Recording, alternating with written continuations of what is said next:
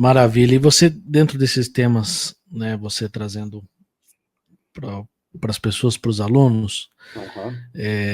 a gente está vivendo numa sociedade que tem que responder rapidamente muito a crises éticas e morais, né, por diversos assuntos que estão latentes na nossa sociedade, e ao mesmo tempo a gente vive numa sociedade cada vez mais secularizada, né? Ou seja, estão tentando colocar o pensamento religioso da religião sempre de escanteio. E vivemos também numa sociedade com pluralismo religioso gigante, ou seja, estamos cada vez mais seculares, mas também cada vez mais plural dentro do ambiente religioso. Uhum. E tendo que responder a grandes crises éticas e morais. E às vezes eu sinto que existem algumas questões que me parece que a igreja muitas vezes ela não está preparada para responder. Não é que as escrituras não estão, as escrituras têm resposta para todas elas, mas a gente muitas vezes não está preparado para responder essas questões. Duas perguntas: de que maneira a gente precisa o ensino teológico pode ser usado para responder essas questões? E de que maneira essas mudanças vão influenciar a educação teológica e a formação no futuro?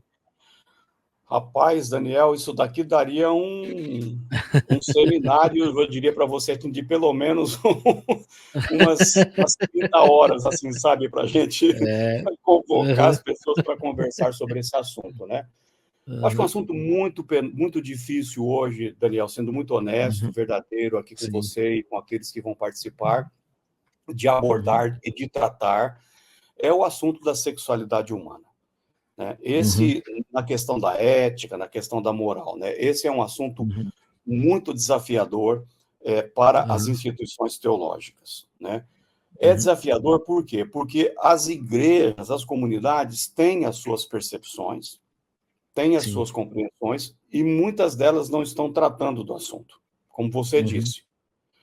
E nós temos dificuldade, muitas vezes, como instituição teológica, tratar um tema para que a igreja adote ou aborde da forma como a gente está uhum, encorajando, vamos dizer assim. Isso uhum, é muito difícil fazer isso no contexto teológico, especialmente porque se uma instituição teológica ela começa a refletir a questão, por exemplo, da sexualidade humana, só o fato, escuta isso, só o uhum. fato de dizer assim, nós vamos refletir, buscar caminhos, as pessoas já vão dizer, são liberais.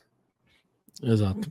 Eu não estou nem tomando posição para isso ou aquilo, ou coisa do tipo, mas o simples Uhum, fato de se buscar uhum, um tratamento ou respostas já vão rotular a instituição de que ela é liberal. Mas o exato. problema, não sendo resolvido, vai para a pastoral. Uhum, E aí fica nos ombros dos pastores tratarem essas questões em suas comunidades que eles também não sabem tratar. uhum, Entendeu? Por que eles não sabem tratar? Porque essa questão da sexualidade humana, antigamente, ela estava muito mais visível, né, quando falava que a pessoa saiu do armário. Essa expressão ninguém mais fala nem mais disso hoje. Você lembra? exato. Nem fala mais É. disso. E aí, esse que saiu do armário, normalmente não é da igreja, é as pessoas lá do mundo, lá da sociedade, coisa Uhum, do tipo. Mas hoje, são pessoas de dentro das nossas comunidades, filhas de diáconos, filhos de presbíteros, de uhum, pastores, de gente que estão ali e o tema não, continua não sendo tratado, entendeu? Então, exato. esse não é um assunto muito fácil de ser lidado. O que a gente tenta muitas vezes fazer é dizer assim, do ponto de vista da pastoral, né? O que os pastores precisam se preparar para enfrentar isso daí. Isso a gente trata um pouco, sim, mas dizer qual é o caminho, se é certo ou errado, eu acho que não é uma função de uma instituição teológica, isso, ao meu ver, nesse Uhum, primeiro momento. Posso estar enganado, né? Agora, uhum, os outros dois temas são monstruosos, a questão da secularização e do pluralismo religioso, né? Assim, são desafios para uma instituição teológica, para a igreja, em primeiro lugar. sim. né? Por quê? Porque a secularização, né, ela vai levando uma diminuição da influência religiosa, não no mau sentido aqui, na sociedade, fazendo com que a Sim. fé se pareça irrelevante para a vida das pessoas, né? Uhum. E como instituição teológica, né, a gente precisa observar e mostrar para o mundo a relevância da fé, de um mundo que vai empurrando a fé, a religião, para a periferia da existência humana. Então, a gente está muito ligado.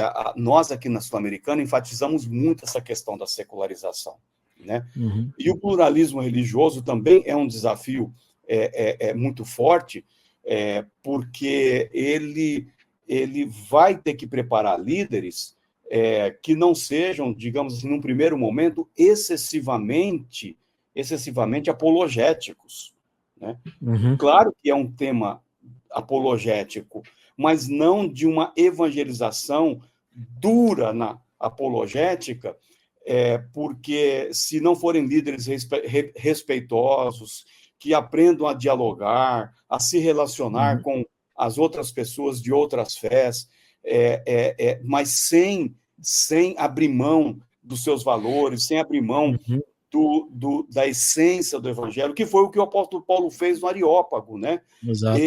Ele foi sensível à cultura deles, em tudo vos vejo, acentuadamente religiosos, vendo os vossos deuses, etc. E tal. Ele foi criando pontes, foi abrindo diálogo, dialogou no Areópago, Exato. mas em um dado momento ele falou desse Deus, né? Desse Uhum. Deus, segundo ele ainda tem a coragem de dizer que vocês dizem que esse desconhecido, esse Deus, o Criador do universo, não pense que vocês vão tateando, rastejando, e ele evangeliza no Areópago, enfrenta dificuldades, mas enfrenta vitórias, porque Dionísio, o Areopagita, né, a Uhum. Dâmaris, Uhum. se converteu a Cristo naquele evento, né? Então, Exato. esse enfrentamento não é um enfrentamento assim ingênuo, tem que estudar muito, estudar filosofia, estudar a sociedade de hoje, estudar a cosmovisão humana, e aí um centro de educação teológica precisa propiciar esse encorajamento para os estudantes, né? Exato. Mas é um Aliás, você tema citou espinhoso, é um tema espinhoso. Exato. Aliás, você citou esse texto de Paulo, e eu acho esse texto de Paulo fantástico no que diz respeito à prática pastoral. Porque ele é um convite aos líderes saírem dos seus gabinetes. Né? Ir para a rua, né? Exatamente. E me lembra muito, eu li a biografia do Tim Keller recentemente, não sei se você já teve a oportunidade de ler. E antes dele plantar a igreja em Nova York, ele relutou muito para plantar aquela igreja, não queria de jeito nenhum, até que ele entendeu que era uma tarefa para ele. Mas uma das coisas que ele foi fazer primeira foi andar na cidade de Nova York para conhecer os dilemas da cidade, ver como era a cultura, como é que era a vivência, os desafios da cidade. Então, esse texto eu acho fantástico para a prática pastoral. Além desse, né? Porque o Tim Keller era um professor de teologia e depois ele foi, né, para essa prática de pastoral urbana, né? E um texto que eu acho muito fantástico também, vários, que passa um pouco despercebido, e ele passa despercebido pela ausência de uma hermenêutica, uma interpretação missional ou missiológica das Sagradas Escrituras, que é quando Mateus diz assim, vendo Jesus as multidões. Legal. Não haverá missão sem ver. O ver precede o fazer. E se nós não vermos as multidões, e não é um ver apenas é um ver de análise, de interpretação, de hermenêutica, de exegese da cidade. Exegese da cidade. Veja que interessante, por exemplo, o Sermão do Monte. Pouquíssimas pessoas se apercebem de um dos detalhes fundamentais do Sermão do Monte. E nem se fala dele. Todo mundo fala, o Sermão do Monte é para capacitar os discípulos, é a ética do reino, os valores do reino, o discipulado. Beleza, eu não tenho nenhuma dificuldade com isso. Só que se não observar a primeira frase do Sermão do Monte, ele perde a sua razão de existir, que é qual? Vendo Jesus as multidões, assentou-se e passou a ensinar os seus discípulos, dizendo: ninguém, praticamente, enfatiza essa frase, vendo Jesus as multidões. Jesus ensina os seus discípulos para um discipulado missional por causa das multidões. Tirou a multidão, perdeu a missão. Olha que interessante. Muito bom, muito bom.